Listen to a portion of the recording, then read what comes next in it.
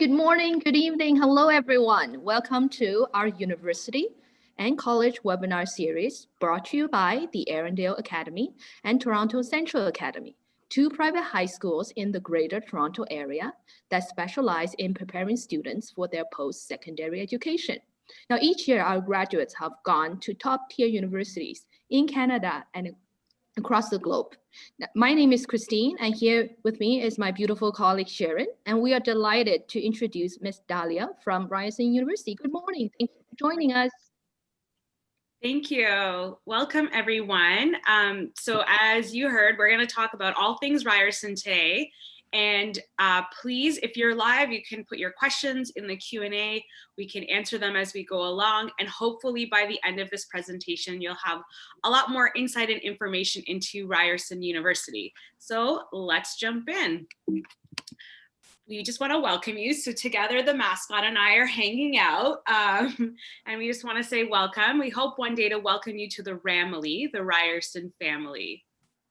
Ryerson University is about a medium-sized university located in the heart of downtown Toronto. So we have about 36,000 undergraduate students across our 6 faculties that we have about 60 undergraduate programs.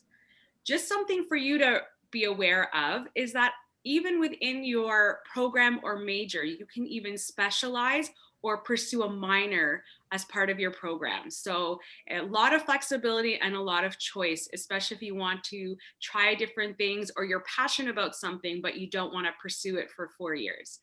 We can talk a little bit more about that in a moment. One of the fantastic opportunities available for you as a Ryerson student is experiential learning. And that's just a fancy term to mean things like you'll be able to gain work experience, take your learning outside of the classroom, apply what you're learning in real time, and work with the equipment, technology, and the resources available to you. So at Ryerson, I mentioned we have just over 60 undergraduate programs. Almost every single one of those programs has an experiential learning component.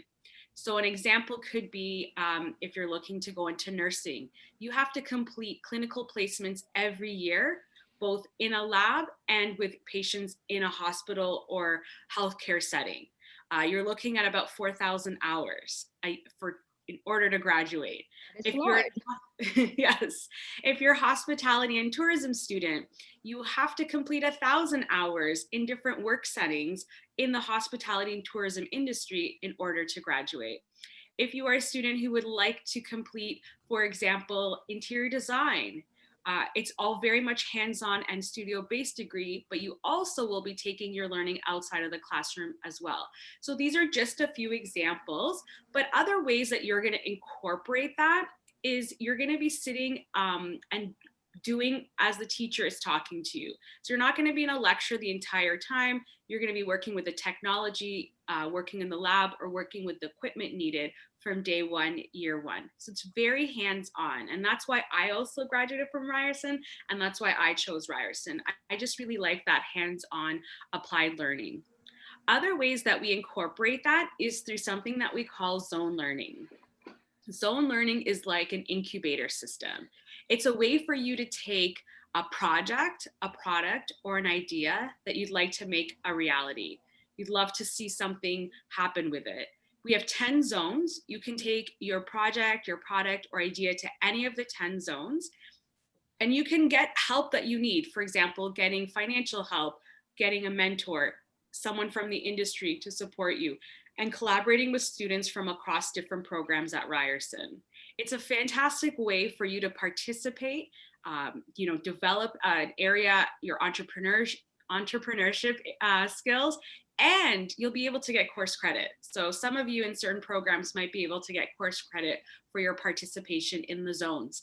In 2019, we developed over 450 student startups. So many students, by the time they graduate, actually have their own company or business and something that they're passionate about. So just to keep that in mind, it's a great way for you to learn and to grow as well as a student.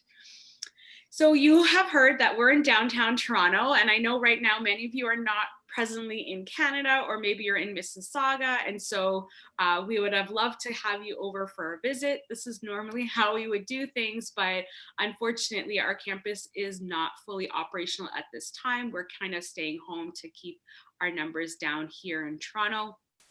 But what's really great about being in Toronto is that the city is essentially your classroom. Because we're connected to industry, because of our location, we're so close to research facilities, hospitals, 5 of the major hospitals in Canada. You've got a lot of industry, like accounting firms, government. Our business school is located on Bay Street, which is Canada's Wall Street. So we're in the financial district. So If I may, sorry? If I may, the business school at Ryerson is actually the largest undergraduate business school in Canada. Thank you. Yeah, exactly. So you're in an environment that's really your classroom. The city is essentially your classroom. And that's also really helpful for students that are completing those internships, co-ops, or placements, because you don't have to go too far to get those hours in. So something just to keep in mind. As I mentioned, our campus is currently closed, or else we would be hosting you on campus for a fantastic visit. But don't dismay, you can come next year, hopefully. What's really great is that our campus is not very big, so you can get around from end to end in about 15 to 16 minutes. It is accessible by public transit. It's very walkable. We do have a lot of buildings that are connected, so you don't have to walk outside the whole time. And what's also really great is that because our campus is on Yonge Street, the longest street in the world, you will be steps away from great restaurants, cafes, shopping, or places to explore as well. So I tend to really like being downtown personally. It's just fun for me. But if you are not the adventurous type, you can watch the students that are here skating in the pond, or you can join them as you wish. But we also have great facilities on campus, such as 2 athletic centers and a student learning center that's just dedicated student space. There is no classrooms or teaching that take place in this beautiful building.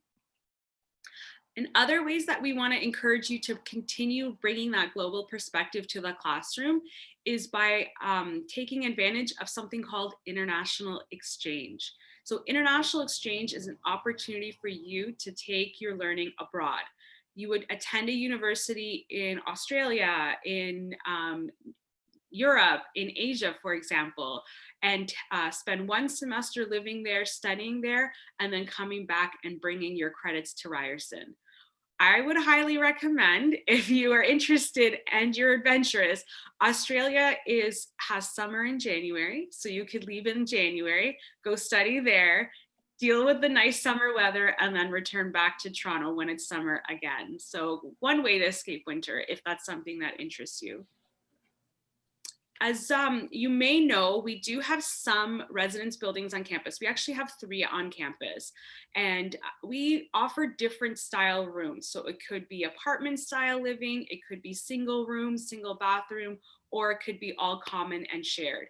Our newest building is shown here on the left side of the slide.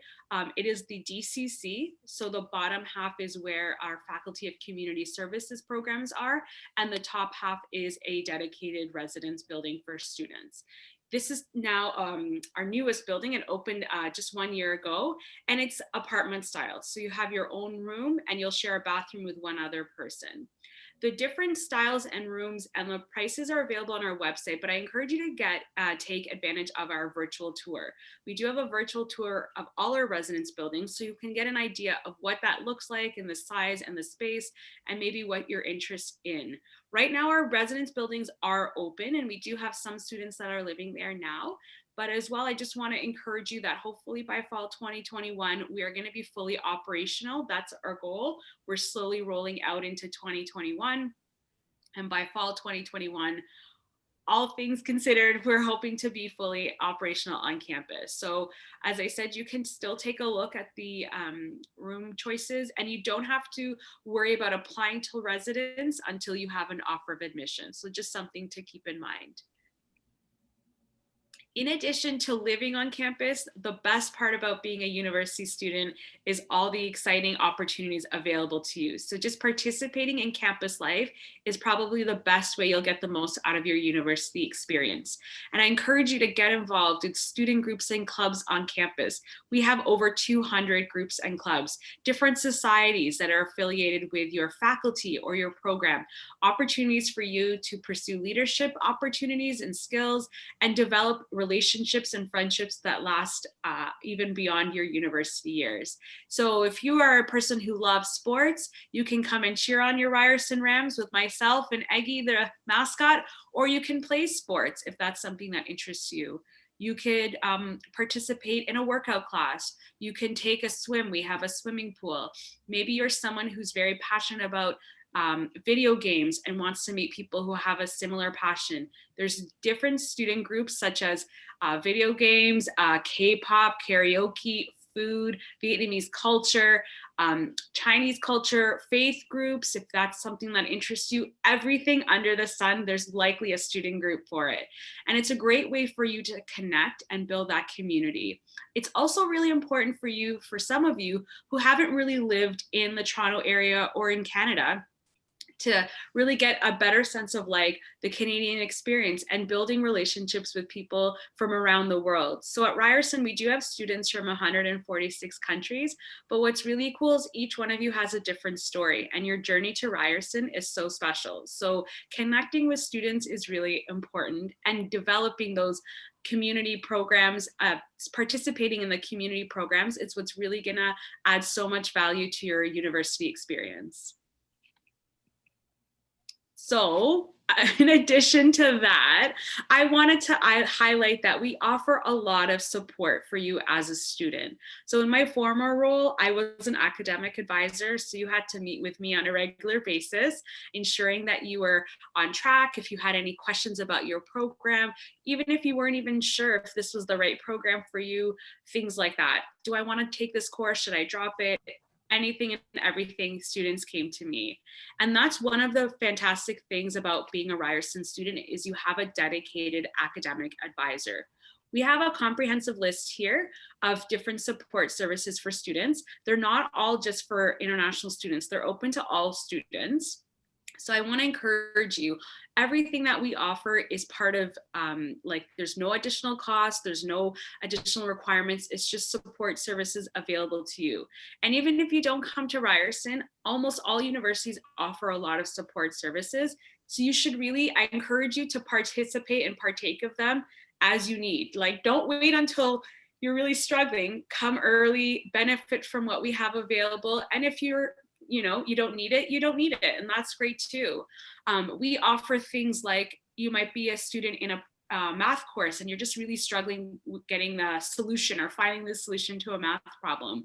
Or you spent all night working on an essay and you want someone to just check it for you before you submit it to your professor. When you participate in the programs provided by the student learning support, you'll be getting a lot of support along the way as you need to get through a math problem or to make sure the essay is following the professor's guidelines. It's just there to help you along the way. You might be someone who one day feels like, I just really want to talk to somebody. I'm struggling through some things in my life. We have a counseling center. And again, they're licensed professionals and they're there for you. You could also be new to Canada, new to Toronto, and you're thinking, oh, I really want to get some work experience, but I don't know what to do. And then you can make an appointment with their career and co-op center. Talk to a counselor there who's going to help you with your resume, cover letter, prepare you for your job interview, or even help you find a job. So there's a lot of support services, stuff that you may not have even thought about or considered available for you at the university.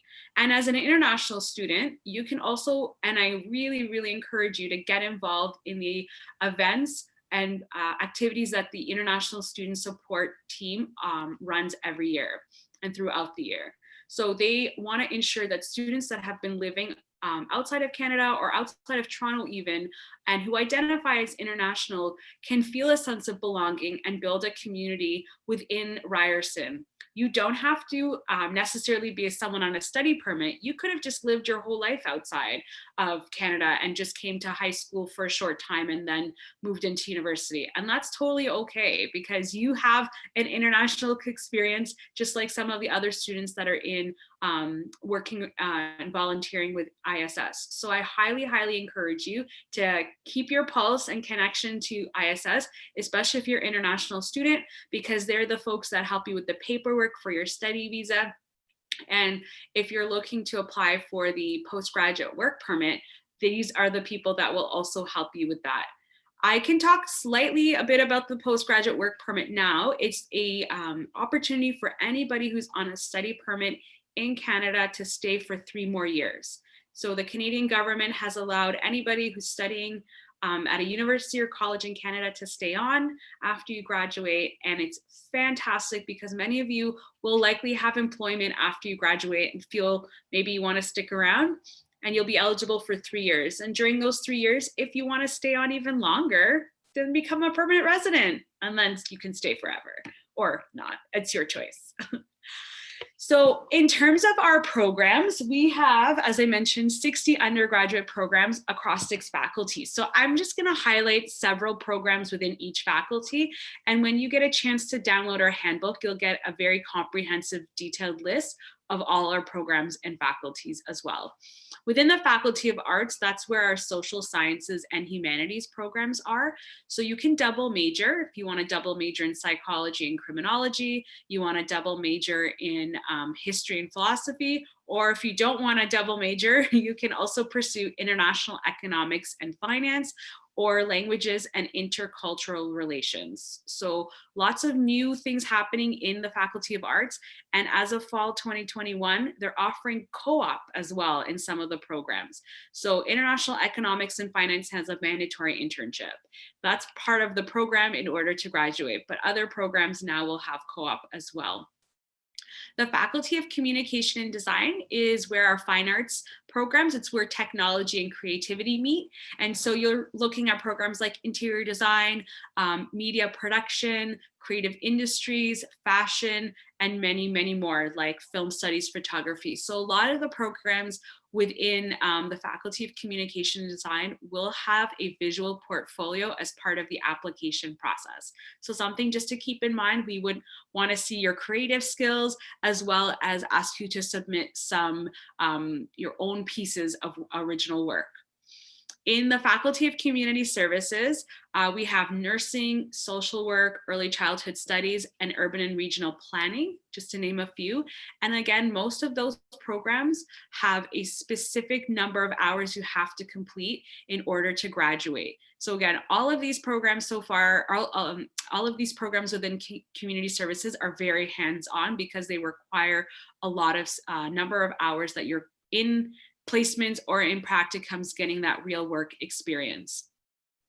The Faculty of Engineering and Architectural Science has co-op, so that whole faculty has co-op. Engineering has programs like aerospace, biomedical, chemical, electrical, mechanical, industrial, and architectural science is accredited and is studio-based, so that program does require a portfolio for submission as well. But it also offers co-op, and if you choose not to do the co-op option, you can pursue the internship. So just to maybe define the two a little bit, co-op means that you're not in school for 1 semester, but you're working full-time, being paid, and you're committed to that position for the time. It could be 4 months, 8 months, or up to 18 months. Internship is usually in the summer, and it's typically paid as well, but it's usually in the summers. And so the difference between those two is internship falls within your 4 years of study, whereas with co-op, you're gonna be here for 5 years. So just to keep in mind, you're not completing the term, like the co-op work terms take in total 5 years with your studies and in order to graduate. Okay, so I just wanna clarify in case maybe you're wondering what's the difference. The Faculty of Science also has co-op and has other some programs to consider are biomedical sciences, medical physics, financial math, and a very popular and competitive program, computer science. And the last faculty, and as you heard, is the largest faculty at Ryerson and within Canada, is the Ted Rogers School of Management. So that's our business faculty. So you have business management where you have 7 majors to choose from, and you can double major or major and minor. And we have other programs like hospitality and tourism management, business technology management, and retail management. And again, all of those have co-op as well. So you have a lot to think about and consider, but that's what we're here for. So I know it's kind of overwhelming. I've thrown a lot of information at you, and maybe you want to take some time to think about it, and that's okay, because the good news is our application is not due till February 1st. So all of you attending both Arundel and Toronto Academy are considered Ontario Secondary School Diploma. You're completing that diploma. So you'll be eligible for, which is really great, you'll be eligible for a lot of guaranteed and renewable scholarships, but we'll talk about that in a moment because we want to make sure that you're graduating and meeting the requirements. So we're looking for the 6 grade 12 U or M courses. We're going to be asking for English across all our programs, so grade 12 English or ENG4U for some of you. And we're going to be looking for a minimum of a 70% average overall and a minimum of 70% in your specific subject prerequisites.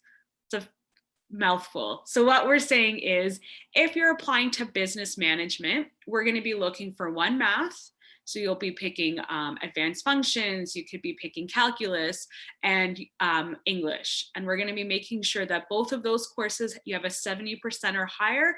And then we want to see an overall average of your best 6 grade 12 U or M courses of 70% or higher. So I mentioned scholarships because you always want to make sure that even though you have that 70, you want to be competitive, because some programs do get competitive with the incoming average. I can tell you right now, for nursing last year and the year before, no one was admitted with below a 90% average. So as much as you're passionate about nursing, I really, really, really encourage you to try to get more than the 70% so that you're competitive. Computer science was the same. It was 88 to 91 last year. Business, you could have an 83 and you're still considered admissible to the program and competitive. So you just want to make sure that while we say 70%, try to aim higher, okay? So that you're both competitive but eligible for scholarships. If you are a student, so good news for all of you, we have changed our English proficiency requirements. So I'm so excited to announce that we are no longer looking at the old way that we've done things, but we've made it much easier for all of you to either not be required to take the English test, or if you have to take it, hopefully you'll be able to achieve our required scores. So if you can demonstrate that you have been studying for 4 years full-time at a high school in Canada, or at a high school where English is the language of instruction, so the primary language of instruction for 4 years. So if you're graduating June 2021, we're going to ask to see from September 2017 up until June 2021 that all 4 of those years your learning was in English, then you will not be required to submit an IELTS, TOEFL, or Duolingo score. Even if you were in a different country, okay? So you could have studied for 2 years outside of Canada and then 2 years inside of Canada, no problem, as long as you can show us that English was the primary language of instruction. If you have studied in a school primarily in the first 2 years of high school, for example, where English was not the primary language of instruction, and then you carried on with Arundel, and that's great, you completed your high school at Arundel, we may be asking you to complete TOEFL, Duolingo, or IELTS, because we're not sure if you can demonstrate the first 2 years were in English.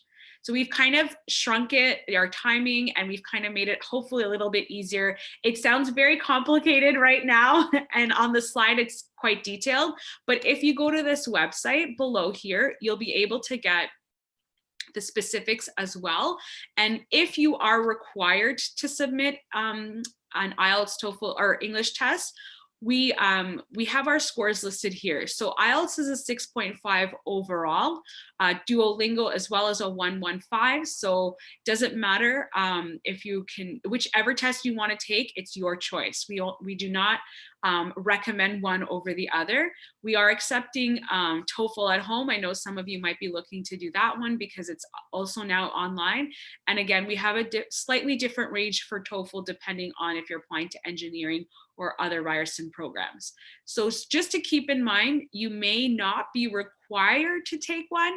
If you have taken one because you thought I should take it, last year I heard everybody had to take it, so I took it, then that's totally fine. You can send us the score.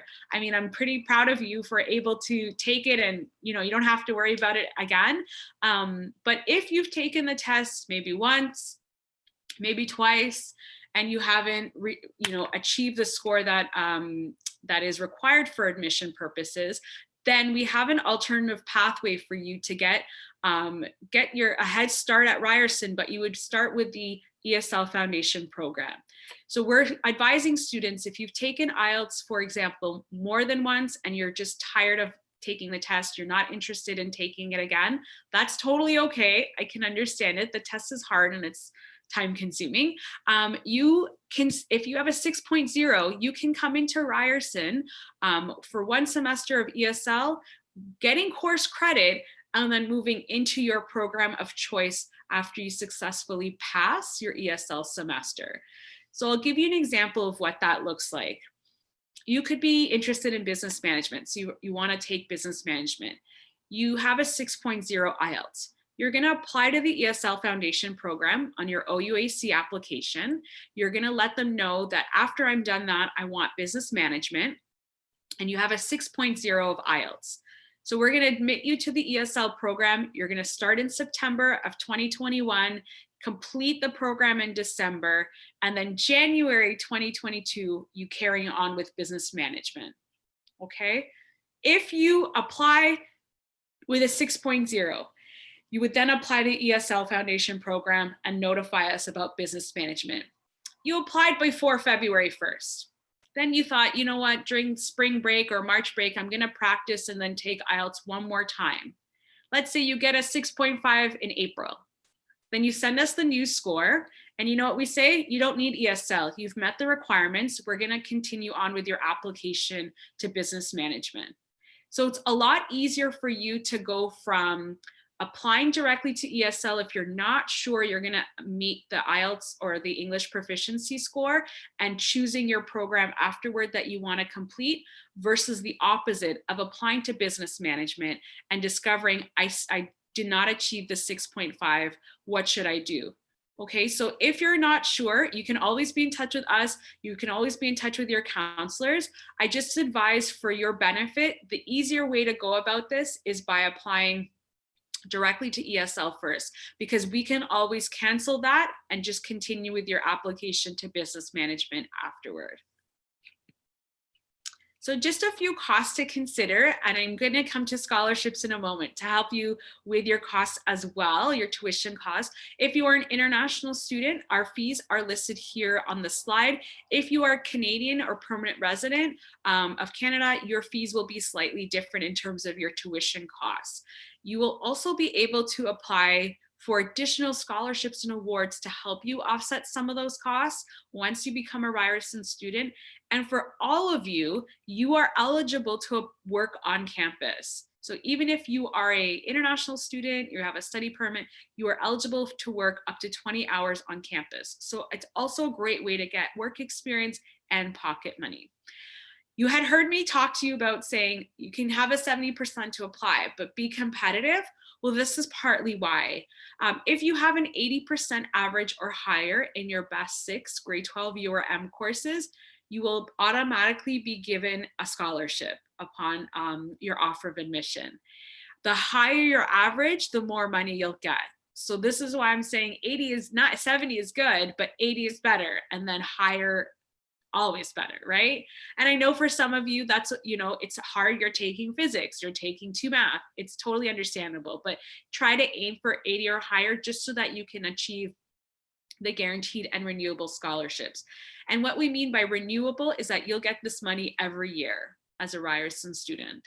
So something to keep in mind, over 86, you'll get $1,000, over $92,000 and 95, you'll get $4,000 per year. So this is why we encourage you to not just achieve the 70, but aim higher, especially for scholarships and awards.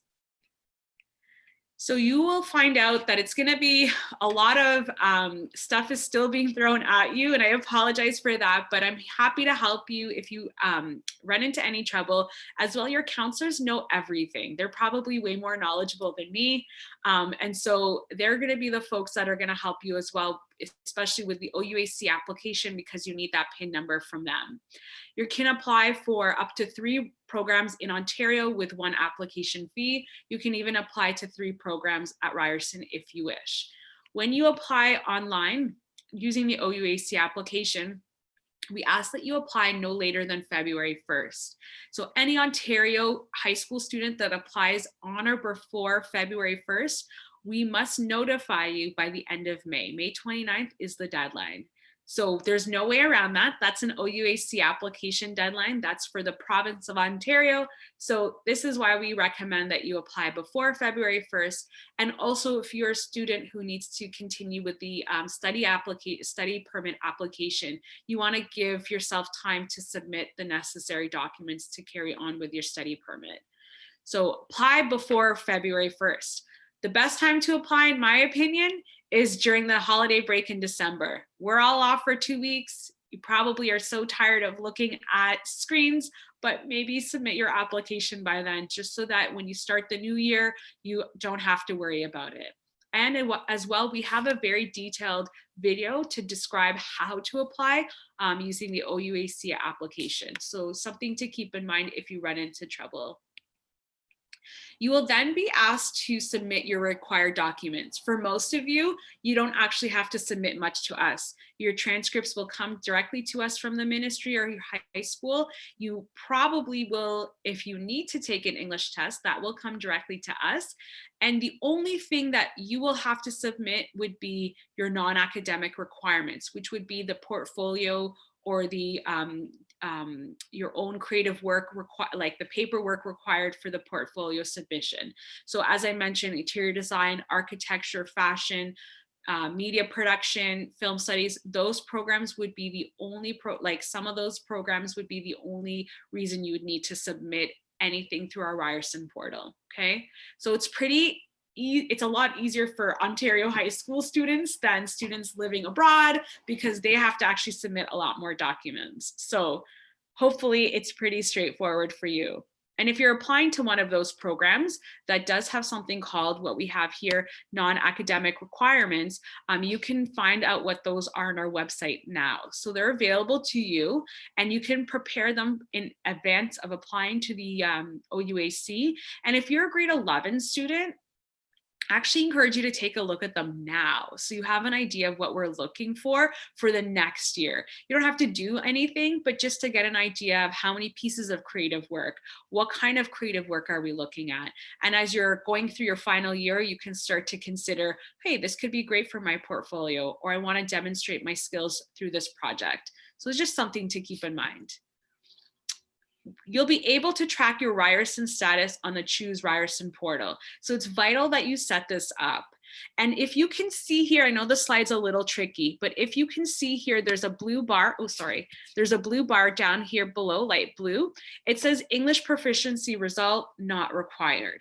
So when we get your application and when we receive your transcripts, we're also going to decide on our end, you know what, Christina applied to business management. We're so excited for her to come.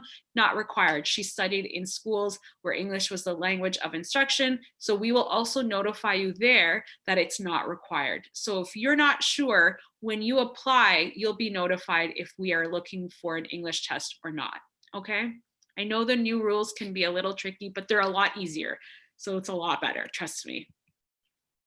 And when you are on the Ryerson Choose portal, you'll just continue to track your application status. This is the key way for us to communicate with you. So we're not gonna necessarily send you an email with all the information. We're gonna ask you to log into the portal, download the communications, download your offer of admission, download any documents that we are sharing with you as part of as our way of communicating with you. I do want to highlight that every offer of admission that goes out to a current high school student will be conditional. And what that means is we are so excited. Congratulations, Christine, you're coming to business management.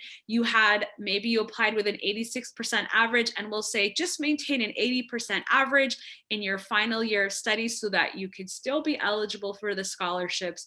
But also that's the condition we've set so that you can continue on with your clearing your condition and starting your Ryerson program. So it's very, very, very important. I see this all the time, so I hate to say it, but like if you are given a specific condition and you don't meet it, we often have to revoke our offer of admission. And no one wants to do that. No one wants to tell you in June that, sorry, you had a lot of extra fun maybe, or you didn't want to carry on with your studies after you got your offer. I know it's very exciting. I'm going to university. And then it's May and you just don't carry on with your studies. I promise you it's worth it, because if we do see that your average fell below our conditional offer, we will have to say no, and no one wants that. Okay, so please, please, please, even if you don't come to Ryerson, just do me a favor, check your condition when you get an offer, and just make sure whichever university you apply to that you meet that offer, the conditional offer. Okay, so that no one wants to tell you no. Okay, promise me that. That's the only thing I'm asking you to do. Normally, I actually have visited your schools more than once, but normally when we do come to visit, we would be giving out a handbook, but we're not able to do that this year. So our handbook is available on our website here, and you can download it. We have three handbooks that you can choose from. We have a specific engineering handbook, one for international focus, and then our comprehensive Ryerson handbook as well. So you can choose all three if you'd like, and you can download them from our website.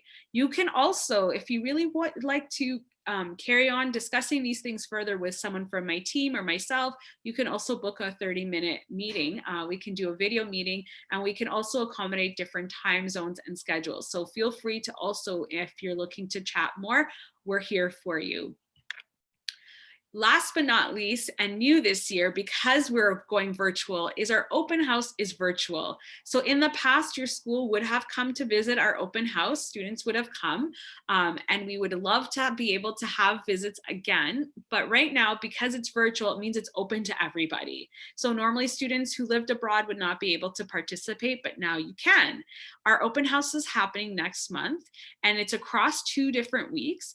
And we're doing our very best to ensure that we're meeting up with different time zones. The nice thing is, if you register for open house and you can't make the session because you're in school or because you're asleep, you'll be able to watch the recording. So by registering, you'll be able to get the recording, which is really important for some of you who are thinking about certain programs and you want to get an idea of, well, what's the difference if I do business management economics or international economics and finance? Or if you're applying to a portfolio-based program, you'll be able to see what the committee is looking for. They're going to break it down further, give you some great tips, and guide you along in terms of what's necessary and what they're looking for applicants who are applying to portfolio-based programs. Okay, so I encourage you to sign up. It's actually going to be a lot of fun as well. You'll be able to meet the faculty, see the labs, get to know what the program is about further, and then ask any questions if you're able to watch live. And last but not least, I'd like to say thank you. I know this was a lot of details. It was quite long, but hopefully you got a lot of good information and insight. You're more than welcome to be in touch with us. My name is Dahlia. You can get in touch with me. You can email for more information. You can even take advantage right now of putting your questions in the Q&A. I'm happy to answer them if that's something you would like to know more about. I'm hoping I answered most of the questions. Your counselors and I spoke yesterday. I know the one thing I didn't touch upon was repeated courses. And just so you know, in terms of repeated courses, it's okay if you have a repeated course on your transcript. Let's say you had to take maths twice, calculus twice. We will look for the better of the two scores for basis of admission. So if you're taking you've repeated one course, for example, and you received a 75, and then you took it again and you received a 90, we'll take the 90 over the 75. If you took 90 first time and then you repeated it and got the 75, we'll still take the 90, don't worry. So we just wanna make sure that you, whatever is to your advantage, we will do our very best to accommodate. I know some of you are currently not able to presently be here with us, but thank you for either staying up or waking up early to join us. It's been a pleasure to be with you, but definitely feel free to put your questions in the Q&A, especially if I haven't answered something that you're interested in knowing more about. Yeah, thank you so much, Alia, for taking us on a tour of Ryerson. It's so much information. I think they all need some time to digest. Yeah. But we are here and you are here and everybody at Ryerson's here to answer any question that they may have.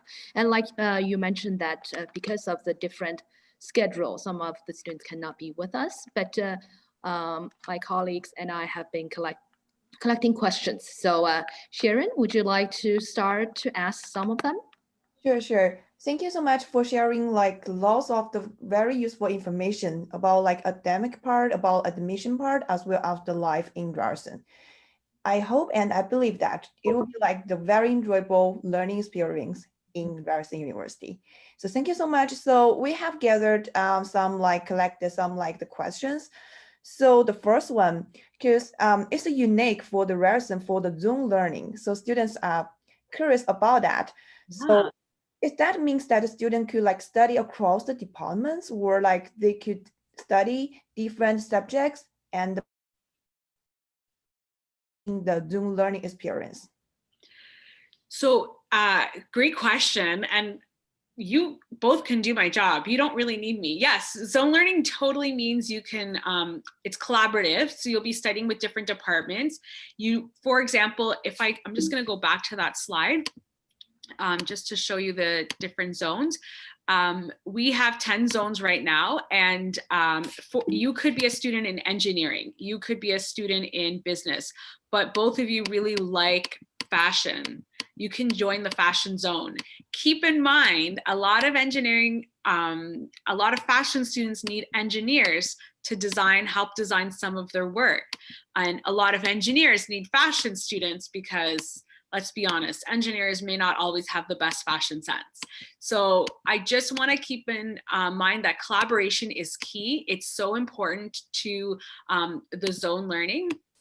It's also a great way for you to take a passion. So you might think, oh, I have to do a specific program. My family wants me to become an engineer, but I really, really, really like media.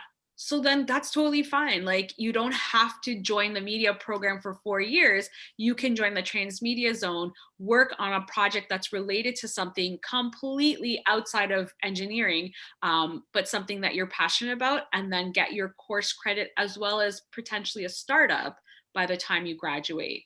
If you are somebody who you just don't know, like you like maybe a specific area, maybe you're passionate about cancer research, or you're interested in ethical practices, or you think science is really great, but you just didn't like science in high school, so you applied to a different program.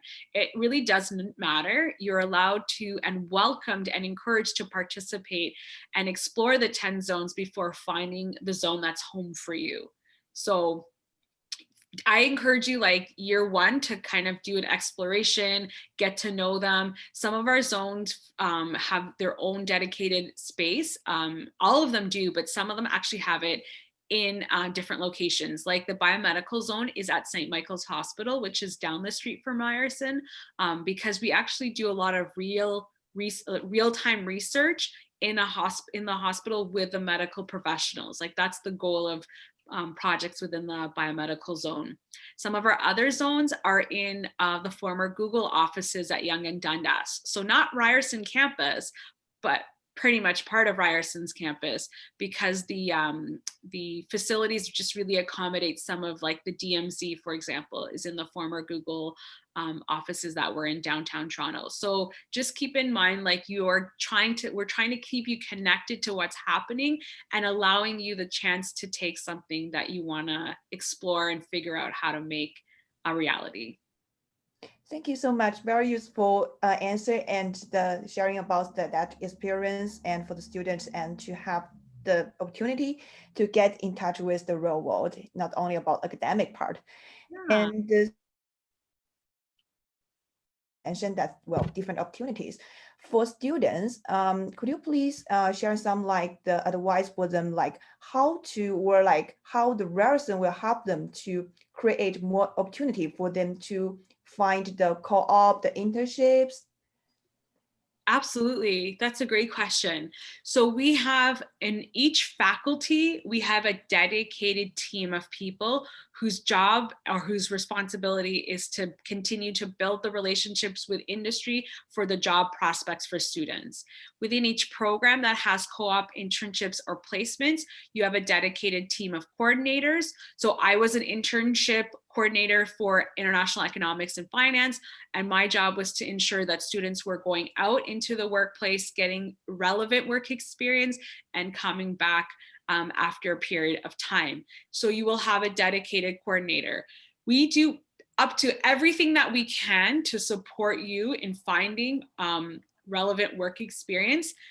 The one thing we can't always do is be there in the job interview with you. So we set you up for success. We send you out in the world to get that job interview, and it's up to you to succeed in that portion of the whole grand scheme of things. But we just want to make sure that we find opportunities for you that are A, relevant to what you're studying, and B, offering you a chance to really work in a work environment that's valuable. So you're not going to be, just so that we're all clear, like even if you're doing an internship, even if you're doing a practicum, you're not going to just be collecting coffee orders, bringing lunch. That's not going to happen. We make sure that that's not part of the internship process or co-op experience.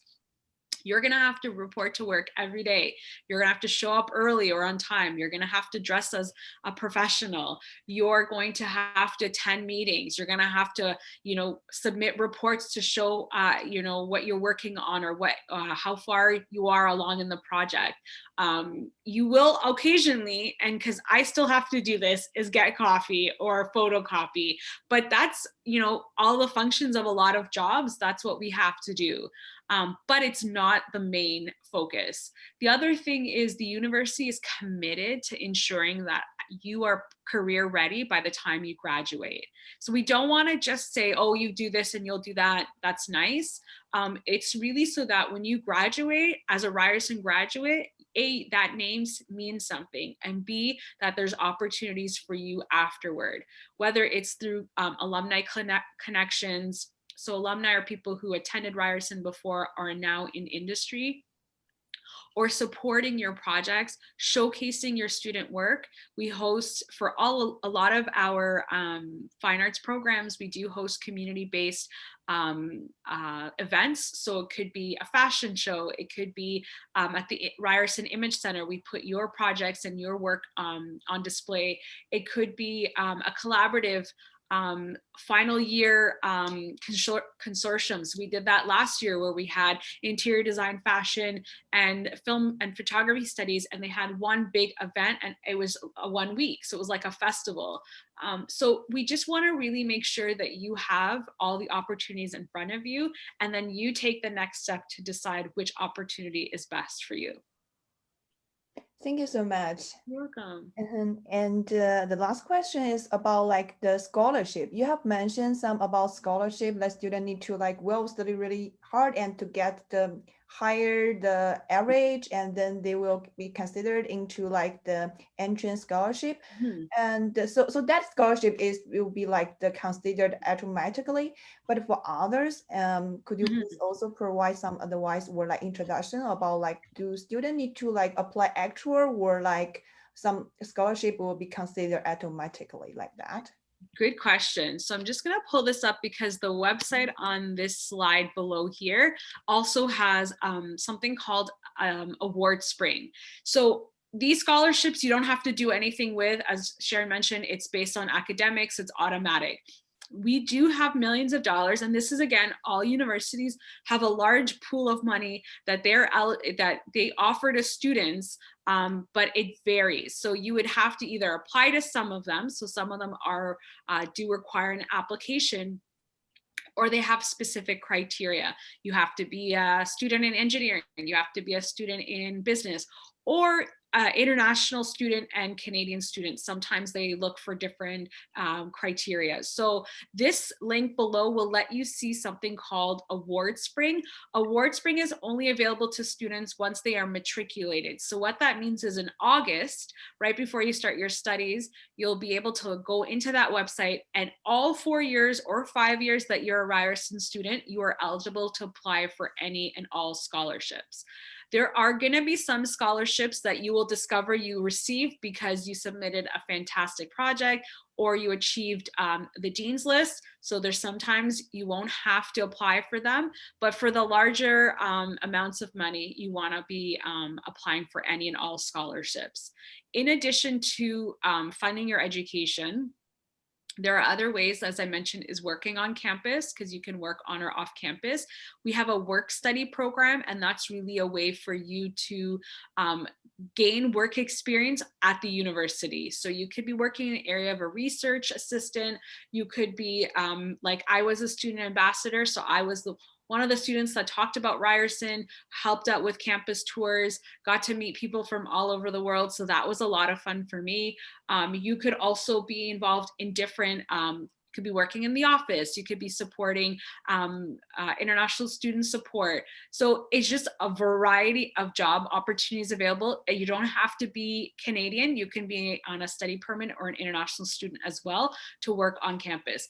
It's really good. I know some of you might be a little shy, but it's really, really good to get some work experience while you're a student. Even if you decide you don't want to do co-op, or your program has an internship, but you just think, okay, you know what, I think that's good enough. It's just to your benefit. I'm telling you this not as a Ryerson employee, but as Dahlia, that if you can get work experience while you're a student, while you're studying, it's just a good way for you to have exposure, a good way for you to learn what you like and don't like, and also to get some pocket money. So that's like another piece of advice. I know you didn't ask for it, but I'm giving it to you just to encourage you to pursue employment when you can. Thank you, Dalia, to provide us lots of information as well as the advice. Thank you so much. Very helpful. Yeah, Christine, that's all the questions.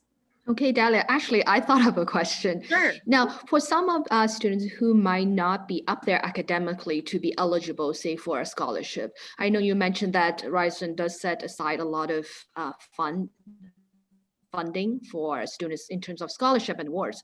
Would you be able to tell us a little bit more, say, about bursary that might help the students as well? Absolutely. So there's like different words for all these categories. Scholarships is usually merit-based. Awards is usually based on something specific, like you achieved the top project, or doesn't matter what your grade was in the course, but the project was the focus of the award.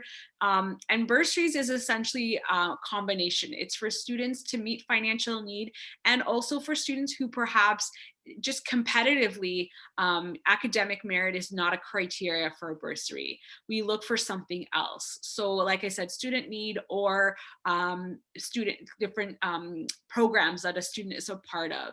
So we want to ensure that you have some other resources for funding your education. And for those of you that are thinking, well, I'm not going to get that 80%, but you got admitted to the university, you don't have to worry. Like, yes, it's unfortunate you didn't get the 80%, but that doesn't mean that there's no other sources of income for you in terms of bursaries or employment. I just realized something too. If after a certain period of time you are a resident of Ontario, you're also eligible to apply for student loan funding. The program changed quite a bit, but in the past they used to have grant and loan, where grant was money you keep and loan was money you paid back, and grant was actually higher than loan. But this program has changed about 35 times in the last 2 years. So I'm not really sure what it is now, but it's also another way for you to assist you, because you don't have to pay it back till later. Again, no one wants to incur debt, but it's a nicer way to at least get some funding if necessary. And they also have bursary packages. If you are an international student, the Canadian government also has scholarships and awards on their website that you can apply for as well. And some of them are actually quite large in terms of the package that they're willing to offer. So something just to consider. And not all of them are merit-based. Some of them are not merit-based, so they're not looking at grades specifically. Okay. One more question. Sorry, Sure. Before we let you go, you did mention that there are different zones and we can do a double major if we are up for it.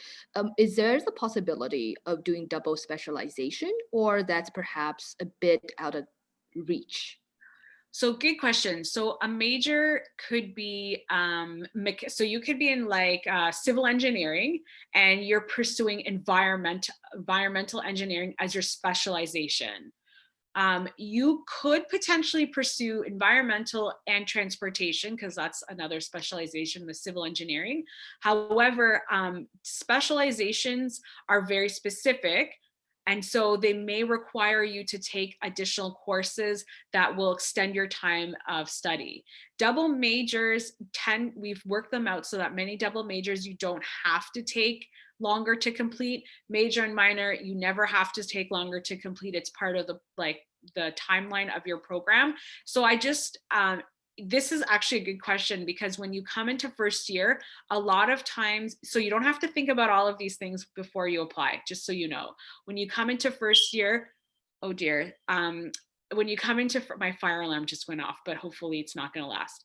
When you come into first year, you don't have to pick any of your majors or specializations just yet. You'll sit with your academic advisor and make a plan. So if you discover, maybe you discover in your second year that you actually really like environment over transportation, you can make the switch, or you can also pursue a minor instead of just like irrelevant to what you're studying. So you could say, okay, I actually made the switch from transportation to environment and I want a minor in marketing, because you like it. So it doesn't have to be attached. Minors don't have to be relevant to what you're studying. Double major and specializations will be. Wonderful, thank you. Are you going to be okay? Yeah, no, it's just, they've been testing the alarm system. So every time I have a visit, I hope that doesn't go off. Yes. Oh, wonderful. We'll let you go and you can take a rest and see you. Thank you. No problem. Thank you so much for My being pleasure. with us and sharing so much information. And it's definitely helpful to our students. We appreciate your time a lot. My pleasure. I wish you all the best. Keep well and healthy, everyone, and hope to see you in person. Yes. Next year. All right. Thank you so much. You have a good day. Thank you. Bye-bye. Have a great day. Thank you so much. Bye. Bye.